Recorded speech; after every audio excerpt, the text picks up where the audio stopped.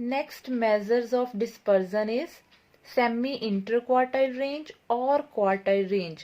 First ਅਸੀਂ measure of dispersion ਕਰ ਲਿਆ ਹੋਇਆ range. ਸੋ ਅਸੀਂ ਲਾਸਟ ਵੀਡੀਓ 'ਚ ਰੇਂਜ ਡਿਸਕਸ ਕੀਤਾ ਸੀ ਐਂਡ ਨਾਓ ਅਸੀਂ ਡਿਸਕਸ ਕਰਾਂਗੇ ਸੈਮੀ ਇੰਟਰਕੁਆਰਟਾਈਲ ਰੇਂਜ ਔਰ ਕੁਆਰਟਾਈਲ ਡੈਵੀਏਸ਼ਨ. ਅਸੀਂ ਇਹਨੂੰ ਕੁਆਰਟਾਈਲ ਡੈਵੀਏਸ਼ਨ ਦਾ ਇੱਕ ਹੋਰ ਨਾਮ ਹੈ ਸੈਮੀ ਇੰਟਰਕੁਆਰਟਾਈਲ रेंज. So definition क्या है दी? Quartile range is defined as difference between third quartile and first quartile. ਦੇਖੋ ਅਸੀਂ ਲਾਸਟ ਚੈਪਟਰ ਦੇ ਵਿੱਚ ਕੁਆਰਟਾਈਲਸ ਡਿਸਕਸ ਕੀਤੇ ਸੀ. ਕੁਆਰਟਾਈਲਸ ਕੀ ਹੁੰਦੇ ਆ? ਜਿਹੜੇ ਤੁਹਾਡੇ ਡਾਟਾ ਨੂੰ 4 ਇਕੁਅਲ ਪਾਰਟਸ ਡਿਵਾਈਡ ਕਰਦੇ ਆ. ਸੋ ਇਹ ਪੋਜੀਸ਼ਨਲ ਮੈਜ਼ਰਸ ਹੁੰਦੇ ਆ. ਸੋ ਕੁਆਰਟਾਈਲ ਰੇਂਜ ਵੀ ਇਹਨਾਂ ਤੇ ਡਿਪੈਂਡ ਹੈ. ਕੁਆਰਟਾਈਲ ਰੇਂਜ ਲਈ ਅਸੀਂ ਕੀ ਕਰਨਾ ਹੈ? ਥਰਡ ਕੁਆਰਟਾਈਲ ਚੋਂ ਫਰਸਟ ਕੁਆਰਟਾਈਲ ਨੂੰ ਮਾਈਨਸ ਕਰ ਦੇਣਾ ਹੈ.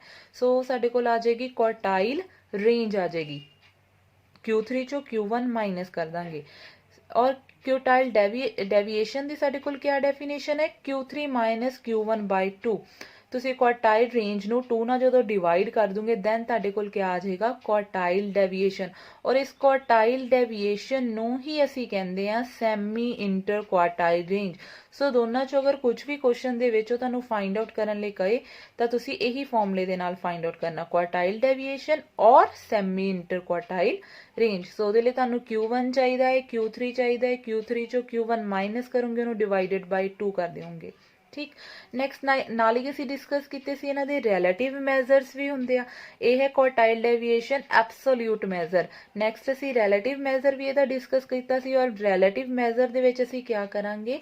ਕੋਫੀਸ਼ੀਐਂਟ ਨਿਕਾਲਾਂਗੇ. ਜਿੱਦਾਂ ਲਾਸਟ ਅਸੀਂ ਰੇਂਜ ਕੀਤਾ ਸੀ ਦੈਨ ਕੋਫੀਸ਼ੀਐਂਟ ਆਫ ਰੇਂਜ ਨਿਕਾਲਿਆ ਸੀ.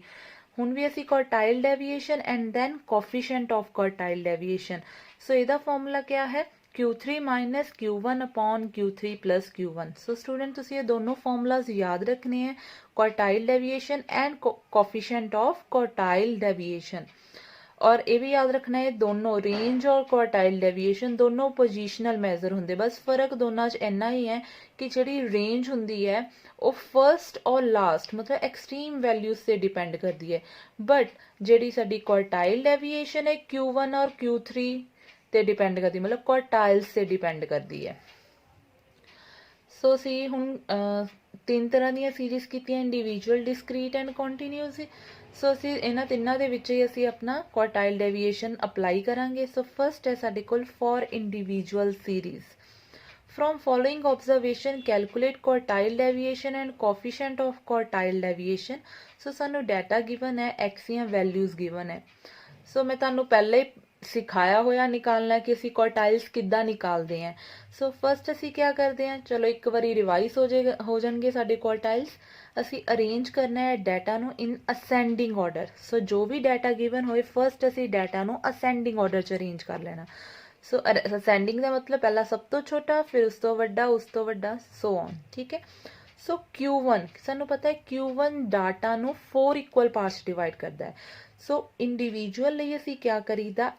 ਅਸੀਂ ਵੈਲਿਊ ਕਿਹਦੀ ਦੇਖੀ ਦੀ ਹੈ? Value of n+1 divided by ਕੀ ਆਏਗਾ? 4. 4 ਕਿਉਂ ਆ ਰਿਹਾ divided by? Because quartiles divide ਕਰਦੇ ਆ 4 equal parts. So value of n+1 by 4th item. n ਸਾਡੇ ਕੋਲ ਨੰਬਰ ਆਫ ਆਈਟਮਸ ਕਿੰਨੀਆਂ? Here n represent number of items. So count ਕਰਕੇ ਦੇਖ ਲਓ ਸਾਡੇ ਕੋਲ ਕਿੰਨੀਆਂ ਆਈਟਮਸ ਨੇ? 1 2 3 4 5 6 7 8 9 10. So here n is 10. So ਸਾਡੇ ਕੋਲ ਆਏਗੀ value of 10+1 by 4th item. That is value of 10+1 is 11 by 4th item. So ਸਾਡੇ ਕੋਲ ਆ ਜਾਏਗਾ 11 ਬਾਈ 4 ਕਰਕੇ ਸਾਡੇ ਕੋਲ ਆ ਜਾਏਗਾ 2.7 5th item. That is Q1 ਆ ਗਿਆ ਸਾਡੇ ਕੋਲ. ਦੇਖੋ 2.7 5th ਆਈਟਮ ਨੂੰ ਵੀ ਮੈਂ ਤੁਹਾਨੂੰ ਲਿਖਣਾ ਸਿਖਾਇਆ ਹੋਇਆ. ਕਿੱਦਾਂ ਲਿਖਾਂਗੇ? ਦੇਖੋ ਇਹਦਾ ਜਿਹੜਾ ਇੰਟੀਗਰਲ ਪਾਰਟ ਹੈ ਪੁਆਇੰਟ ਤੋਂ ਪਹਿਲੇ ਵਾਲਾ ਉਹ ਐਜ਼ ਇਟ ਇਜ਼, ਇਹਦਾ ਮਤਲਬ ਸੈਕਿੰਡ ਆਈਟਮ. ਪੁਆਇੰਟ ਤੋਂ ਬਾਅਦ ਪਲੱਸ ਜੋ ਪਾਰਟ ਰਹਿ ਗਿਆ, ਕਿਆ ਪਿੱਛੇ ਰਹਿ ਗਿਆ? 0.75 ਇੰਟੂ ਹੁਣ 2.75 ਲਾਈ ਕਰ ਰਿਹਾ ਸਾਡਾ 2 ਔਰ 3 ਦੇ ਵਿੱਚ. ਸੋ ਅਸੀਂ ਕੀ ਕਰਾਂਗੇ? ਥਰਡ ਆਈਟਮ ਚੋਂ ਸੈਕਿੰਡ ਆਈਟਮ ਕੀ ਕਰ ਦਾਂਗੇ? ਮਾਈਨਸ. ਇੱਕ ਵਾਰੀ ਦੁਬਾਰਾ 2.75 ਨੂੰ ਅਸੀਂ ਕਿਸ ਤਰ੍ਹਾਂ ਲਿਖ ਲੈਣਾ? 2 ਪੂਰਾ ਆ ਰਿਹਾ ਸੋ ਸੈਕਿੰਡ ਆਈਟਮ ਪਲੱਸ ਜਿਹੜਾ ਫੈਕਟਰ ਰਹਿ ਗਿਆ 0.75 ਇੰਟੂ ਇਹ ਲਾਈ ਕਰ ਰਿਹਾ 2 ਔਰ 3 ਚ 2.75 so third item minus second item. Here second item ਸਾਡੇ ਕੋਲ ਕਿਆ ਹੈ? second item is 58. Third item 59, so second item 58 plus 0.75 as it is third item 59 minus 58। So solve करके साडे कोल Q1 की वैल्यू आ गई 58.75। नाउ हुण असीं Q3 निकालना है। Q3 ਲਈ वैल्यू ऑफ फर्स्ट ਲਈ n+1/4 और थर्ड ਲਈ नाल 3 मल्टीप्लाई हो जाना 3n+1/4 आइटम। सो आ जाएगा 310+1/4। सो सॉल्व करके आ गया 8.25। सिमिलरली जिदा असी उपर लिखिया सिमिलरली असी इनू भी लिखांगे 8th आइटम प्लस 0.25 ਹੁਣ 8.25 8 एंड 9 ਦੇ ਵਿੱਚ ਹੈ। ਸੋ ਅਸੀਂ डिफरेंस ਲੈ ਲਾਂਗੇ 9th item minus 8th item. हाँ जी ਸਾਡੇ ਕੋਲ 8th आइटम ਕਿਹੜੀ ਹੈ 1 2 3 4 5 6 7 8th 8th item is 64 9th is 65। सो ਸਾਡੇ ਕੋਲ ਆ ਜਾਏਗਾ 8th is 64 9th 65 minus 64। So solve करके आंसर आ गया 64.25। नाउ असी फाइंड आउट करनी क्वार्टाइल डेविएशन।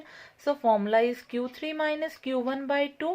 सॉल्व करके आ जाएगा 2.75। Similarly coefficient of quartile Q3 plus minus Q1 upon Q3 plus Q1। So formulas apply करो, सिंपल है, सॉल्व हो जाएगा।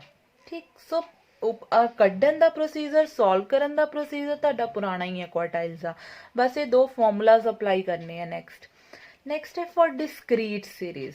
ਯੈਸ, ਡਿਸਕ੍ਰੀਟ ਸੀਰੀਜ਼ ਨਾਲ ਫ੍ਰੀਕੁਐਂਸੀ ਆ ਜਾਂਦੀ ਹੈ ਔਰ ਸਾਨੂੰ ਪਤਾ ਹੈ ਅਸੀਂ ਮੀਡੀਅਨ ਐਂਡ ਕੁਆਰਟਾਈਲਸ ਨਿਕਾਲਣ ਦੇ ਲਈ ਅਸੀਂ ਕੀ ਕਰਦੇ ਹਾਂ, ਅਸੀਂ ਕੌਮੂਲੇਟਿਵ ਫ੍ਰੀਕੁਐਂਸੀ ਨਿਕਾਲਦੇ ਹਾਂ। ਸੋ ਸਾਨੂੰ ਇਹ ਦੋਨੋਂ ਚੀਜ਼ਾਂ ਗਿਵਨ ਹੋਣਗੀਆਂ, age and number of members given ਹੈ ਜਿਹਨੂੰ ਅਸੀਂ ਫ੍ਰੀਕੁਐਂਸੀ ਬੋਲਦੇ ਹਾਂ। ਅਸੀਂ ਨਿਕਾਲ ਲੈਣਾ ਨੈਕਸਟ ਕਾਲਮ ਕੌਮੂਲੇਟਿਵ ਫ੍ਰੀਕੁਐਂਸੀ। ਕੌਮੂਲੇਟਿਵ ਫ੍ਰੀਕੁਐਂਸੀ ਵੀ ਸਭ ਨੂੰ ਨਿਕਾਲਣੀ ਆਉਂਦੀ ਹੈ, ਅਸੀਂ ਪ੍ਰੀਵੀਅਸ ਟਰਮ ਨੂੰ ਅੱਗੇ ਐਡ ਕਰਦੇ ਜਾਣਾ। ਸੋ ਸਾਡੇ ਕੋਲ ਕੌਮੂਲੇਟਿਵ ਫ੍ਰੀਕੁਐਂਸੀ ਆ ਜਾਏਗੀ। ਕੈਪੀਟਲ N ਸਾਡੇ ਕੋਲ ਹੈ 543। ਸੋ ਇਹਦੇ ਵਿੱਚ ਅਸੀਂ ਕੀ ਕਰਦੇ ਹਾਂ, ਇਹਦੇ ਵਿੱਚ Q1 ਦਾ ਫਾਰਮੂਲਾ ਕੀ ਹੈ, ਵੈਲਿਊ ਆਫ ਅਸੀਂ ਇੰਡੀਵਿਜੂਅਲੀ ਸਮਾਲ ਐਨ यूज करते हैं, but for discrete because here frequency is used, so here we use capital N। capital N is what, sum of frequency। so see यही फर्क है individual and discrete, ਅਸੀਂ ਇੱਥੇ capital N use करते हैं। Yes, capital N ਦੀ value ਸਾਡੇ ਕੋਲ ਕਿੰਨੀ ਹੈ 543। सो 543 प्लस 1/4 वो आ गया 136। सो नेक्स्ट स्टेप इज 136 ਨੂੰ ਅਸੀਂ ਕੌਮੂਲੇਟਿਵ ਫ੍ਰੀਕੁਐਂਸੀ ਕਾਲਮ 'ਚ ਦੇਖਣਾ ਹੈ। 136 ਲਾਈਂਗ ਬਿਟਵੀਨ ਦਿਸ। 136 ਤੋਂ ਇੱਕ ਜ਼ਿਆਦਾ ਲੈਣੀ ਹੁੰਦੀ ਹੈ। 136 ਤੋਂ ਜਿਹੜੀ ਜ਼ਿਆਦਾ ਫ੍ਰੀਕੁਐਂਸੀ ਆਏਗੀ ਕੌਮੂਲੇਟਿਵ ਫ੍ਰੀਕੁਐਂਸੀ, ਉਹਦੇ ਕੋਰਸਪੋਂਡਿੰਗ ਜਿਹੜੀ ਸਾਡਾ ਵੇਰੀਏਬਲ x ਹੋਏਗਾ ਉਹ ਕਿਆ ਬਣੇਗਾ, ਕੁਆਰਟਾਈਲਸ। ਸੋ ਸਾਡੇ ਕੋਲ Q1 ਕਿੰਨਾ ਆ ਜਾਏਗਾ 40। ठीक है, Q1 40।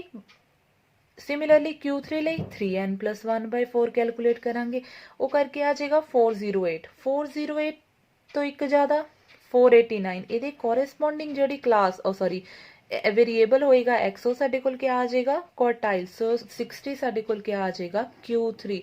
बिल्कुल सिंपल है। ठीक, सो नेक्स्ट ਅਸੀਂ फॉर्मूला लगा देना semi interquartile range Q3 minus Q1/2। वो आ जाएगा 10 and coefficient of quartile deviation Q3 minus Q1 upon Q3 plus Q1 which is equals to 0.2। Next है थर्ड फॉर कॉन्टीन्यूअस सीरीज। सानू वेरीएबल गिवन है, frequency given है। हुण देखो अगर तो कॉन्टीन्यूअस सीरीज दे विच एक्सक्लूसिव क्लासेस होण, मतलब इस दी लोअर लिमिट और सैकेंड वाले दी अपर लिमिट सेम होनी चाहिए है, फिर तो तुसी डायरैक्ट कर देना। बट जी मैं एग्जाम्पल ली इस केस दे विच देखो ये अपर लिमिट है 29 और ये लोअर लिमिट है 30। दोनों लिमिट सेम नहीं, अगर दोनों लिमिट सेम नहीं है दैन ये इनकलूसिव सीरीज है, बट आप इनू एक्सक्लूसिव कन्वर्ट करके ही सॉल्व करना। सो असी अपने क्लास इंटरवल सेम करन दे लई क्या करते हैं, लोअर वाले चो 0.5 माइनस करते हैं, अपर वाले 0.5 प्लस करते हैं। ठीक, सो ये 0.5 माइनस करो 19.5 टू ये ऐड किया, अपर च ऐड करना, लोअर च सबट्रैक्ट करना 0.5। सो इतने आ जाएगा 29.5। सिमिलरली 29.5 टू 39.5 39.5 to 49.5 ਸੋ ਸਾਰੇ ਹੀ ਇੱਦਾਂ ਕਰ ਲਿਆ। ਸੋ ਸਾਡਾ ਜਿਹੜੇ ਇੰਟਰਵਲਸ ਆ ਸਾਡੀ ਸੀਰੀਜ਼ ਆ ਇਹ ਕੀ ਹੋ ਜਾਏਗੀ ਐਕਸਕਲੂਸਿਵ ਸੀਰੀਜ਼ ਹੋ ਜਾਏਗੀ।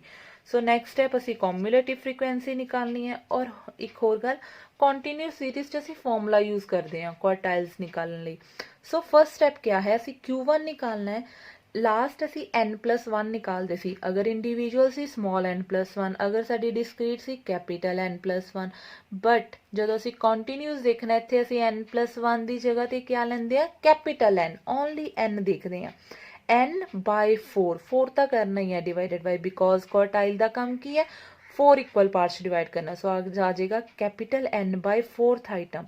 Q1 ਫਾਈਂਡ ਕਰਨ ਲਈ ਅਸੀਂ ਕੈਪੀਟਲ n/4th ਆਈਟਮ ਦੇਖਣੀ ਹੈ। Capital N is 794/4th item ਉਹ ਆਏਗਾ 198.5। ਸੋ ਇਹਨੂੰ ਅਸੀਂ ਆਪਣੇ ਵੇ ਸੇਮ ਹੈ ਸਾਡਾ 198.5 ਦੇਖੋ 198.5 ਇਹਨਾਂ ਦੇ ਵਿੱਚ ਤਾਂ ਨਹੀਂ ਲਾਈ ਕਰ ਰਿਹਾ 198.5 ਤੋਂ ਅਸੀਂ ਇੱਕ ਜ਼ਿਆਦਾ ਲੈਣੀ ਹੁੰਦੀ ਕੌਮੂਲੇਟਿਵ ਫ੍ਰੀਕੁਐਂਸੀ। ਹੁਣ 198.5 ਤੋਂ ਤਾਂ ਸਾਰੀਆਂ ਹੀ ਜ਼ਿਆਦਾ ਹੈ ਬਟ ਫਰਸਟ ਜਿਹੜੀ ਜ਼ਿਆਦਾ ਹੈ ਉਹ ਹੈ 306। ਸੋ ਇਹਦੇ ਕੋਰਸਪੋਂਡਿੰਗ ਜਿਹੜੀ ਕਲਾਸ ਆਏਗੀ ਉਹ ਕੀ ਆ ਜਾਏਗੀ ਸਾਡੇ ਕੋਲ ਕੁਆਰਟਾਈਲ ਕਲਾਸ ਮਤਲਬ ਫਸਟ ਕੁਆਰਟਾਈਲ ਲਈ ਕਲਾਸ ਇੰਟਰਵਲ ਇਹ ਆਏਗਾ ਮਤਲਬ ਇਸ ਇੰਟਰਵਲ ਦੇ ਵਿੱਚ ਸਾਡਾ ਫਸਟ ਕੁਆਰਟਾਈਲ ਲਾਈ ਕਰੇਗਾ। ਸੋ ਸਾਡਾ Q1 ਲਾਈ ਕਰ ਰਿਹਾ 19.5 to 29.5। ਹੁਣ ਇਹ ਤਾਂ ਇੰਟਰਵਲ ਆਇਆ ਸਾਨੂੰ Q1 ਦੀ ਤਾਂ ਇੱਕ ਸਿੰਪਲ ਵੈਲਿਊ ਚਾਹੀਦੀ ਹੈ। ਸੋ ਉਹਦੇ ਲਈ ਅਸੀਂ ਫਾਰਮੂਲਾ ਅਪਲਾਈ ਕਰਨਾ ਔਰ ਯਾਦ ਰੱਖਣਾ Q1 ਇਜ਼ L ਪਲਸ ਜੇ ਤਾਂ ਮੀਡੀਅਨ ਨਿਕਾਲਦੇ ਤਾਂ n/2 ਇੱਥੇ n/4 L plus n/4 minus CF upon F into H। L is lower limit 19.5 plus n/4 ਆਪਾਂ ਨਿਕਾਲਿਆ ਹੋਇਆ 198.5 ਮਾਈਨਸ CF ਅਸੀਂ ਜਿਹੜੀ ਸਾਡੀ ਕਲਾਸ ਆਂਦੀ ਉਹ ਤੋਂ ਜਸਟ ਇੱਕ ਪਿਛਲੀ ਲੈਣੀ ਹੁੰਦੀ ਬਟ ਇੱਥੇ ਕੋਈ ਫ੍ਰੀਕੁਐਂਸੀ ਹੀ ਨਹੀਂ ਹੈ ਕੌਮੂਲੇਟਿਵ ਫ੍ਰੀਕੁਐਂਸੀ। ਸੋ ਇੱਥੇ ਕੌਮੂਲੇਟਿਵ ਫ੍ਰੀਕੁਐਂਸੀ ਸਾਡੀ 0 ਆਏਗੀ ਇਹ ਯਾਦ ਰੱਖਣਾ ਡਿਵਾਈਡਡ ਬਾਈ F ਲੈਣੇ ਅਸੀਂ ਕੋਰਸਪੋਂਡਿੰਗ ਕਲਾਸ ਜੋ ਆਈ 306 ਇੰਟੂ ਕਲਾਸ ਸਾਈਜ਼ ਕਿੰਨਾ ਹੈ 10 ਮਲਟੀਪਲਾਈ 10। ਸੋ ਸੋਲਵ ਕਰਕੇ ਸਾਡਾ Q1 ਆਏਗਾ। ਸਿਮਿਲਰਲੀ ਅਸੀਂ Q3 ਲਈ ਕਰਨਾ ਵੈਲਿਊ ਆਫ Q1 ਲਈ n/4 Q3 ਲਈ 3n/4 ਉਹ ਆਏਗਾ 595.5 595.5 ਤੋਂ ਇੱਕ ਜ਼ਿਆਦਾ। ਸੋ ਇਹ ਵਾਲਾ ਸਾਡਾ Q3 ਲਾਈ ਕਰੇਗਾ ਇਸ ਕਲਾਸ ਇੰਟਰਵਲ 'ਚ। ਸੋ ਸਾਡੀ ਲੋਅਰ ਲਿਮਿਟ ਆ ਜਾਏਗੀ 39.5 3n/4 ਆਪਾਂ ਨੇ ਕੈਲਕੂਲੇਟ ਕੀਤਾ ਮਾਈਨਸ CF ਜਸਟ ਪ੍ਰੀਸੀਡਿੰਗ 488 ਆ ਜਾਏਗਾ ਔਰ ਫ੍ਰੀਕੁਐਂਸੀ ਤੁਸੀਂ ਸਾਹਮਣੇ ਵਾਲੀ ਹੀ ਲੈਣੀ ਹੁੰਦੀ ਉਸ ਕਲਾਸ ਦੀ ਹੀ 144 ਇੰਟੂ 10। ਸੋ ਸੋਲਵ ਕਰਕੇ Q3 ਆ ਗਿਆ। ਨੈਕਸਟ ਕੁਆਰਟਾਈਲ ਡੈਵੀਏਸ਼ਨ ਲਈ Q3 ਮਾਈਨਸ Q1/2। ਸੋ ਸੋਲਵ ਹੋ ਕੇ ਸਾਡਾ ਆਂਸਰ ਆ ਜਾਏਗਾ। ਸਿਮਿਲਰਲੀ ਅਸੀਂ ਕੋਫੀਸ਼ੀਐਂਟ ਆਫ ਕੁਆਰਟਾਈਲ ਡੈਵੀਏਸ਼ਨ ਆਪਣੇ ਫਾਰਮੂਲੇ ਦੇ ਨਾਲ ਸੋਲਵ ਕਰ ਲਾਂਗੇ। ਸੋ ਇਹ ਸੀ ਤੁਹਾਡਾ ਕੁਆਰਟਾਈਲ ਡੈਵੀਏਸ਼ਨ।